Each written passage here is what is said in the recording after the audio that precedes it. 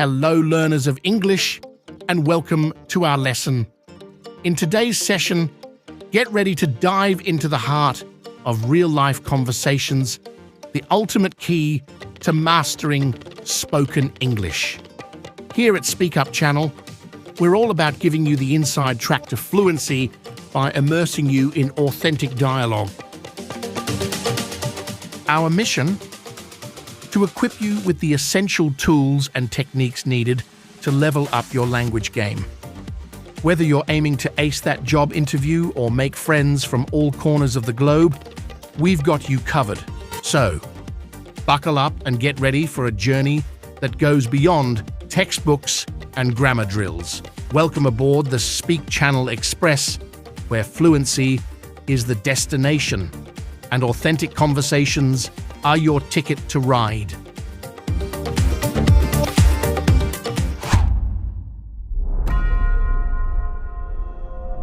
Now listen carefully. Crime and punishment. A fresh attack on the rule of law. Why China's government is hushing up court rulings. Over the past 3 decades, China's legal system has been gradually improving, albeit from a low base. The Communist Party still dominates the system. Xi Jinping, China's leader, considers judicial independence a dangerous idea. Suspected criminals who end up in court are found guilty 99% of the time. But analysts reckon the quality of judges on the civil and commercial side has got better and corruption has decreased. The World Bank has a rule of law measure that uses indicators like property rights and judicial independence. In 2006, China was in the bottom third of countries. By 2022, it was in the top half. Better pay for judges and harsher punishments for misconduct have helped, but one crucial change has been more transparency. A decade ago, China's courts were ordered to upload all but the most sensitive of their rulings to a database called China Judgments Online, which was open to anyone. The platform grew to contain over 140 million decisions.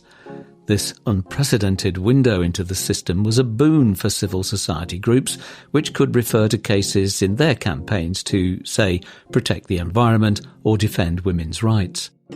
But the era of transparency seems to be ending. In December, the Supreme Court admitted that the pace at which rulings were uploaded to China Judgments Online had fallen. Some judges have reportedly been told that they no longer need to upload cases at all. Judicial transparency doesn't mean we need to post all judicial information on the internet, said the court. It suggested that China Judgments Online raised privacy and security concerns. An alternative database will be launched this year, but will be accessible only to court officials and police. Transparency does not guarantee fairness in a justice system. In 1980, China televised the trial of Mao Zedong's widow, Jiang Qing, who stood accused of persecuting thousands of people during the Cultural Revolution of the 1960s and 1970s. Prosecutors assembled evidence and called witnesses. The public, wrote one of the judges, could see for themselves what was meant by the rule of law. But the verdict was never in doubt. The Communist Party needed a scapegoat for the chaos of Mao's rule. Jiang received a death sentence, later commuted to life imprisonment. More recently, the increased visibility of China's court system has improved the quality of justice, but it has also caused embarrassment. Similar offences often yield different rulings. Some decisions, such as judges denying the victims of human trafficking a divorce from their buyers, are cruel and absurd. A more accountable government might acknowledge such problems and promise to do better. The Chinese government, though, seems to have tired of providing fodder for activists by putting its failings on display. That this experiment in transparency is ending comes as little surprise. China has been growing more opaque in other ways too. Last year, foreigners lost access to parts of a database called China National Knowledge Infrastructure, or CNKI, which contains around 95% of Chinese academic articles and a host of other documents.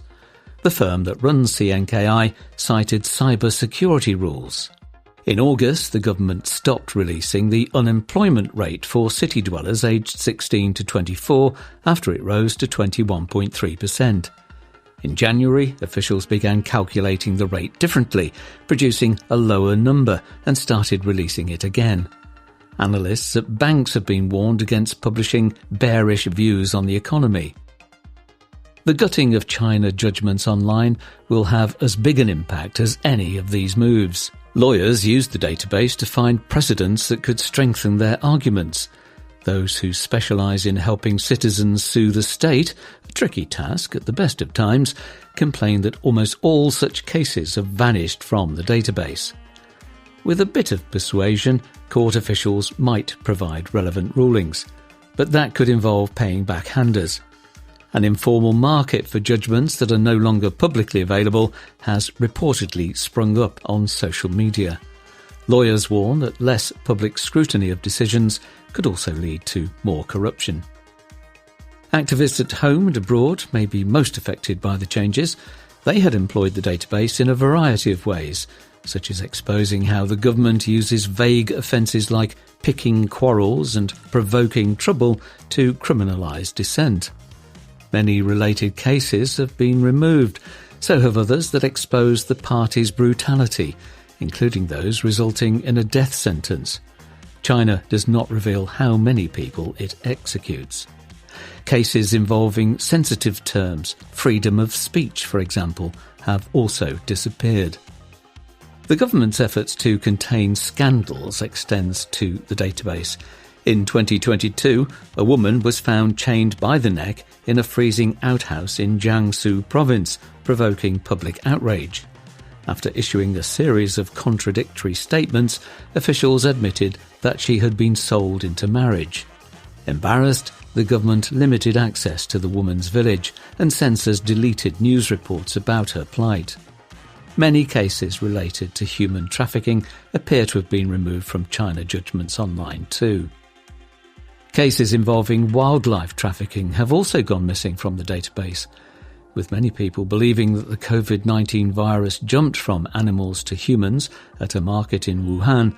That is perhaps no surprise. Other deletions are more puzzling. Cases to do with stealing or insulting a corpse can no longer be found. Researchers believe the government is deleting anything that could be embarrassing. If the decline in transparency leads to more corruption, the party will not fight it in the open. It has a parallel system for dealing with graft managed by the Central Commission for Discipline Inspection, or CCDI. Since assuming power in 2012, Mr. Xi has increased the CCDI's resources and authority. In 2023 alone, it punished over 400,000 officials. Only a tiny fraction of such cases are ever revealed to the public. One of Mr. Xi's favourite slogans is Yifa Jieguo, or governing the country according to law. He is not referring to the rule of law in the Western sense. Rather, he wants the party's rule to become more professional and predictable. That, he hopes, will give it more legitimacy. But lawyers believe that the decline in transparency will have the opposite effect. In response to their criticism, the Supreme Court has pledged to be more open. Few believe it. Some lawyers, such as Han Shu of Sichuan University, argue that by reducing the public's access to cases, the Supreme Court is itself breaking laws that require courts to disclose their judgments. With the court setting such a bad example, he asks, how can we cultivate people's belief in the rule of law?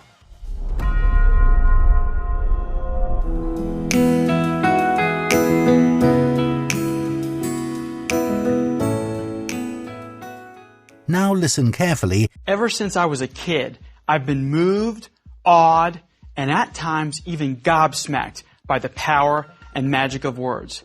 And I can even remember the exact moment that I was hooked. It was my dad who did it to me. Now, my siblings and I were Army brats, living on post in Fort Bragg, North Carolina. My father, a Special Forces Green Beret, infantry captain at the time, would often come home late, right from the field, still decked out in his camouflage fatigues. In contrast to most other families, it was our dad who read us to sleep. He'd turn off our bedroom lights, flick on his military-issue field flashlight, you know, the kind with a 90-degree bend, with a red lens over the bulb, which lent his face an eerie glow as he began telling his stories. Now, this particular night, we were reading J.R.R. Tolkien's classic fantasy trilogy, The Lord of the Rings. And in a passage describing one of our favorite characters, the wise wizard Gandalf the Grey, he read, "The last thing that Pippin saw as sleep took him was a dark glimpse of the old wizard huddled on the floor, shielding a glowing chip in his gnarled hands between his knees." I can still remember my dad saying, "Gnarled, the perfect word. It even sounds like what it means. Listen again." And as he so often did, he read the sentence again, savoring the word gnarled this time. "What's gnarled mean?" we asked. We were hooked. Twisted and knotted. Can't you just picture this ancient sorcerer with knotted, twisted hands like this, lighting his pipe? My dad acted out Gandalf huddled over, lighting an imaginary pipe, using his flashlight as the glowing chip. We went on to discuss other twisted and knotty things, like branches and ropes. And then my dad challenged us. See how many gnarled things you can find tomorrow, and tell me at dinner. The next day, I had an epiphany. I saw gnarled tree trunks, gnarled branches, even a woman's gnarled features as she screwed up her face at her unruly kids in the grocery store. How did so many gnarled things suddenly pop up overnight? Now, I tell you this story because it demonstrates the power of words to change how we see the world. Of course, gnarled things had always been there, but it took me learning a word to really see those things for myself. A word made all the difference. So when people ask me, why should I spend my time and effort improving my vocabulary? Do words really matter? Well, as my story illustrates, I definitely believe that they do.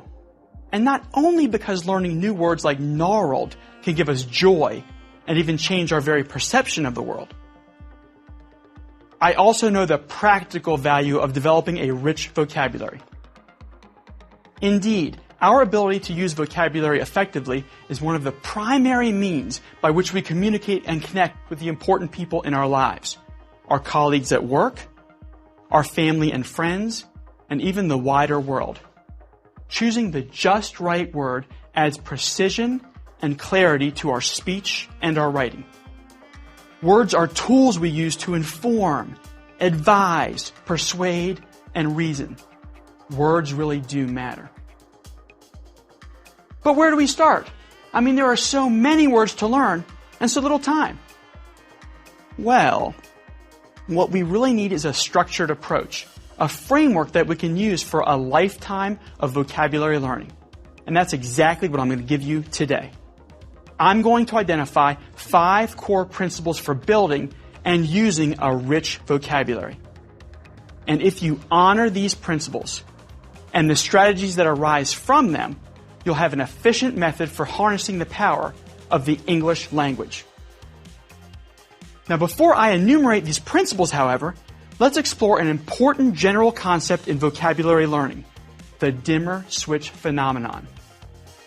Okay, now learning words is not an all or nothing affair, as though one moment we've never heard a word before and then, bang, immediately after looking it up in the dictionary, we become an expert user of that word. That would be like flipping a light switch from off to on. A better metaphor that vocabulary researchers Camille Blackowitz and Peter Fisher use is the dimmer switch. Now, my own family has a dimmer switch in our dining room, and we can gradually increase the amount of light that we want. This is how vocabulary learning works, gradually and incrementally. First, we learn the dictionary definition of a word. Then gradually we become more comfortable with how that word is used in various contexts, as we try it out ourselves. Now listen carefully. Hi, Jane. What have you got there? Hi, Jack. It's a letter from my cousin Bonnie. Oh, really? What's she been doing? Really amazing things. She sent me this letter from Africa. She's been there for over a month. Wow. What's she been doing there? She's been taking photographs of wild animals there for Discoveries magazine. She says that after she finishes her job there, she's going to go to Alaska to take more pictures. Wow, what a change. I must say, though, that I like cold weather better than hot weather. I'd love to go to Alaska. Well, Jack, if you'd saved your money instead of buying a new car, you'd be able to go there. Yes, and I could have saved it, but I wanted that car. Do you still have it? I don't see you driving it these days. Of course I still have it. Right now, it's at the garage. It's being fixed. Now listen carefully. Can you believe it? I just found out I've won an all-expense-paid trip to Hawaii. How did you manage to do that? I entered a contest and I won. I might not be able to go to Hawaii, though. Why not? Well, according to the contest rules, I may have to go at a certain time, in the month of June, but I still have some final exams then. If I were you, Greg, I'd try to take the exams early so I could go to Hawaii. Going on a great trip is more important than exams. Missing these exams would mean I couldn't graduate. I'll talk to my teachers to see if I can take them early, though. Wow, Hawaii. Just think, if you hadn't entered that contest, you wouldn't have won the trip. It isn't a trip for two people, is it? I'd be happy to go with you. Sorry, Bill. It's only for one person. Dream on.